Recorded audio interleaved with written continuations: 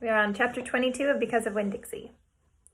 Otis followed me all the way into the backyard, where the party was. Before he could run away, I introduced him to the preacher. "Daddy," I said, "this is Otis. He's the one who runs Gertrude's Pets. He's the one who plays the guitar so good." "How do you do?" said the preacher. He stuck his hand out to Otis, and Otis stood there and shuffled his big jar of pickles back and forth, trying to free up a hand to offer back to the preacher. Finally, he ended up bending over and setting the jar down to the ground.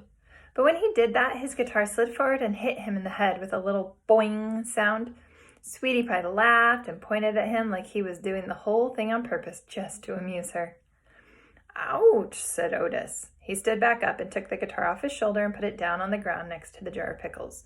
And then he wiped his hand on his pants and stuck it out to the preacher, who took it and said, "It sure is a pleasure to shake your hand." "Thank you," said Otis. "I brought pickles." "I noticed," said the preacher. After the preacher and Otis were done shaking hands, I introduced Otis to Miss Franny Block and to Amanda. And then I introduced him to Gloria Dump. Gloria took his hand and smiled at him, and Otis looked right in her eyes and smiled back. He smiled big. "I brought pickles for your party," Otis told her. "I am so glad," she said. "It just ain't a party without pickles."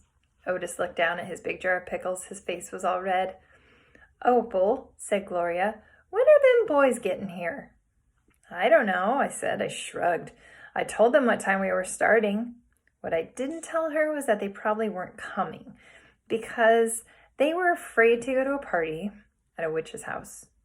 "Well," said Gloria, "we got egg salad sandwiches, we got dump punch, we got pickles, we got dog pictures, we got litmus lozenges, and we got a preacher who can bless this party for us." Gloria Dump looked over at the preacher. He nodded his head at Gloria and cleared his throat and said, "Dear God, thank you for the warm summer nights and candlelight and good food. But thank you most of all for friends. We appreciate the complicated and wonderful gifts you give us and each other. And we appreciate the task you put down before us of loving each other the best we can, even as you love us. Amen." "Amen," said Gloria Dump. "Amen," I whispered. "Gertrude," croaked Gertrude.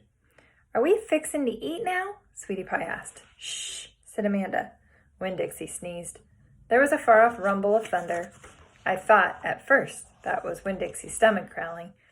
"It ain't supposed to rain," said Gloria Dump. "They didn't predict no rain." "This dress is silk," said Miss Franny Block. "I cannot get it wet."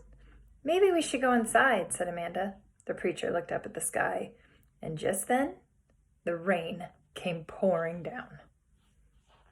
Okay, see you again for the next chapter, chapter 23.